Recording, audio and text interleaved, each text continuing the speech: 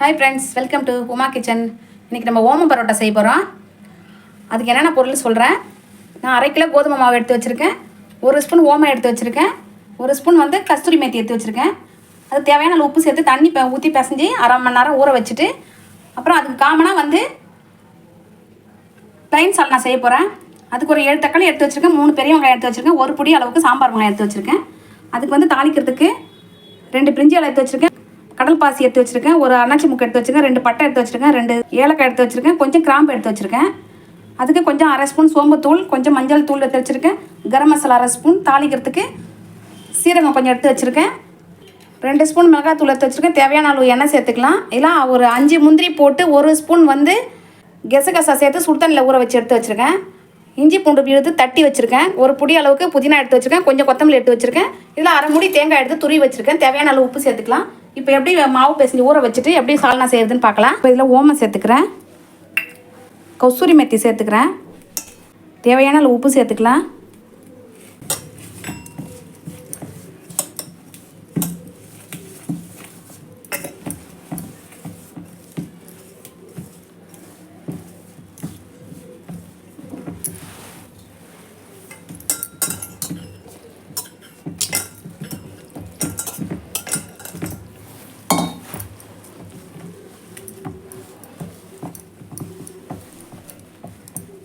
இது வந்து மைதா மாவு சேர்க்காம கோதுமை மாவில் தான் நம்ம இப்போ ஓமம் பரோட்டா நம்ம செய்ய போகிறோம்.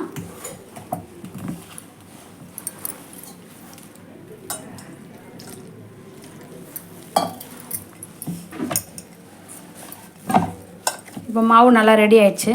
இப்போ கொஞ்சம் எண்ணெய் சேர்த்துக்கலாம். அதில்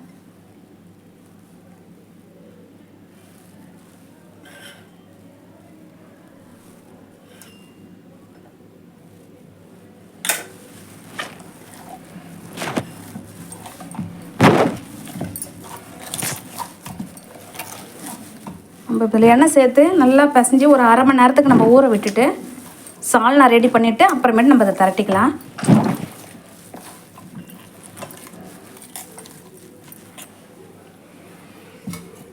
இப்போ எண்ணெய் ஊற்றி நல்லா பிசைஞ்சாச்சு மாவு. இப்போ அப்படியே ஊற வச்சிடலாம். இது ஊறதான் நம்ம வெங்காயம் தக்காளி கட் பண்ணி சால்னா ரெடி பண்ணலாம்.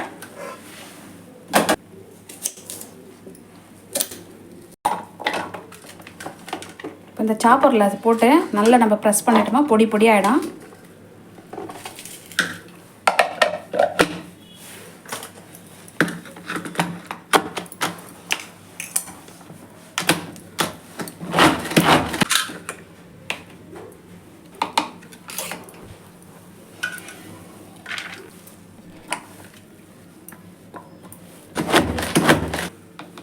வெங்காயம் இப்போ தக்காளி நல்லா பொடி ஆயிடுச்சு பாருங்கள்.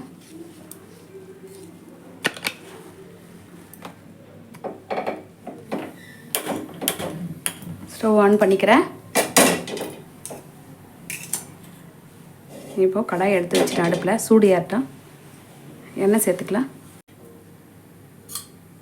இப்போ பட்டை கிராம்பு இலையெல்லாம் சேர்த்துக்கிறேன், சீரகம் சேர்த்துக்கிறேன், இஞ்சி பூண்டு விழுது சேர்த்துக்கிறேன். இப்போ சோம்புத்தூள் சேர்த்துறேன்.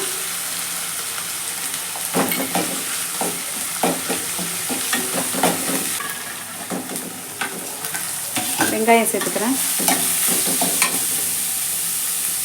வெங்காயம் வந்து நல்லா செவக்க வறுத்துட்டு அதுக்கப்புறம் நம்ம தக்காளி சேர்க்கலாம். அப்போ தான் வந்து சால்னா நல்லா வாசனையாக இருக்கும். இப்போ மஞ்சள் சேர்த்துக்கிறேன். இப்போ கரம் மசாலா சேர்த்துக்கிறேன். இப்போ புதினா சேர்க்குறேன்.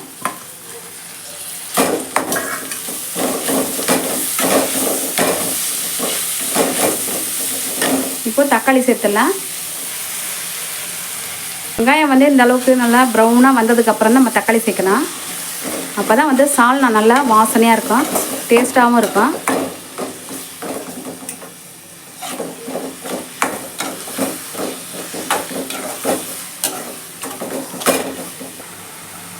இப்போ தேவையான அளவு உப்பு சேர்த்துக்கலாம்.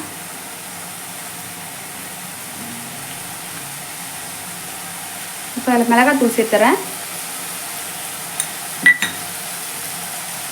இப்போ தண்ணி சேர்த்துக்கலாம்.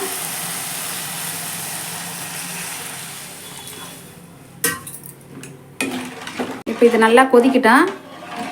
இது கொதிக்கிற நேரம் நம்ம போய்ட்டு தேங்காவும் முந்திரியும் அரைச்சி எடுத்துக்கலாம். முந்திரி ஒரு 5 போட்டு 1 ஸ்பூன் நம்ம கசகசா சேர்த்து சுடு தண்ணியில் ஊற வச்சுருக்கேன். அப்போ தான் நைஸாக அரையும். இப்போ இதை மிக்சியில் சேர்த்து நம்ம அரைச்சிக்கலாம். நல்லா ஊறிடுச்சு சுடு தண்ணியில் போட்ட உடனே.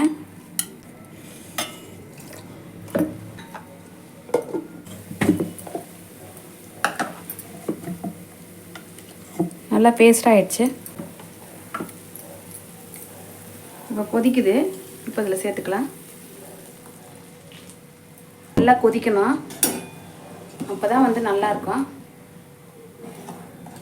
நல்லா கொதிக்கட்டும். கொதித்து நல்லா திக்னஸ் ஆகட்டும். ரொம்பவும் திக்காக இருக்கக்கூடாது, ரொம்ப தண்ணியாக இருக்கக்கூடாது, மீடியமாக இருக்கணும். இப்போ இது நல்லா கொதிக்கட்டும். அப்புறம் பார்க்கலாம். இப்போ மாவு நல்லா ஊறிடுச்சு.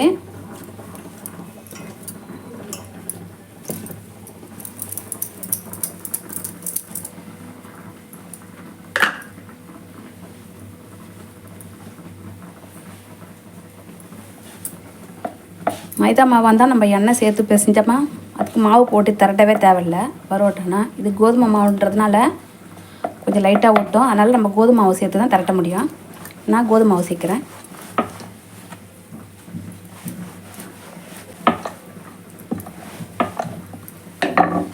இப்போ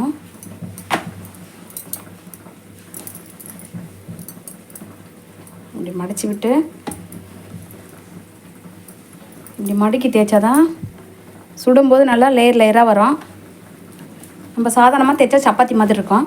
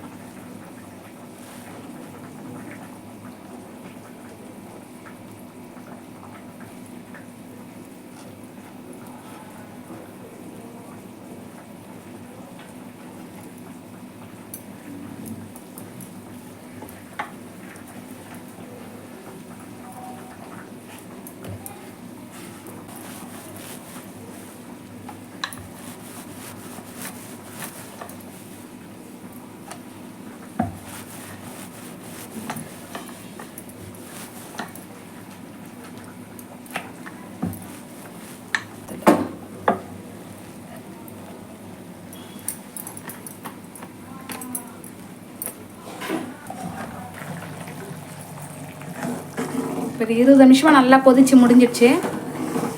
இப்போ நல்லா கொதிச்சிடுச்சு குழம்பு. இப்போ இதை இறக்கிடலாம். இப்போ இதில் கொத்தமல்லி சேர்த்துக்கிறேன்.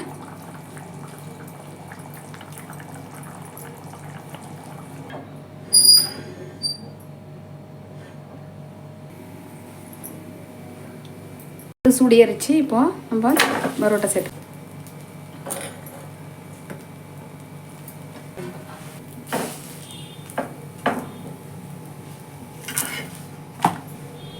இப்போ இதில் கொஞ்சம் எண்ணெய் சேர்த்துக்கலாம்.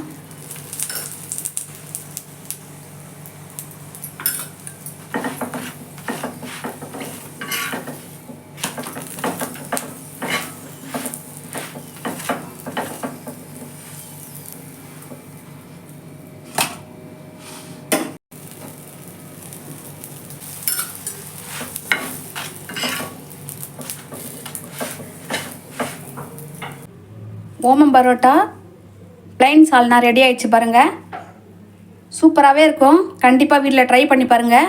மறக்காமல் சப்ஸ்கிரைப் பண்ணுங்கள், லைக் போடுங்க, ஷேர் பண்ணுங்கள்.